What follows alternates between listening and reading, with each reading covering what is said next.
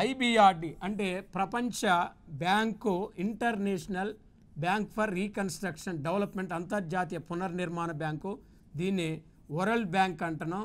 ఈ వరల్డ్ బ్యాంకును 1944లో స్థాపించాలని నిర్ణయం తీసుకుంటే 45లో స్థాపించటం జరిగింది. 1946 నుంచి ఆర్థిక కార్యకలాపాలు ప్రారంభించింది. దీంట్లో ప్రారంభంలో 44 దేశాలుంటే ప్రజెంట్ 189 దేశాలు మెంబర్షిప్గా ఉన్నాయి. మరి ఇక్కడ వాస్తవానికి 1945లో ప్రపంచ బ్యాంకును $10 బిలియన్ ఆధీకృత మూలధనంతో ఏర్పాటు చేశారు. అంటే ఐఎంఎఫ్కు ఐబిఆర్డికి చాలా డిఫరెన్స్ ఉంటుంది. ఐబిఆర్డి అనేది సభ్య దేశాలకు దీర్ఘకాలిక రుణాలు ఇస్తుంది. మరి చూడండి, ఐఎంఎఫ్ ఓన్లీ స్వల్పకాలిక రుణాలు ఇస్తే ఐబిఆర్డి దీర్ఘకాలిక రుణాలు ఇస్తుంది.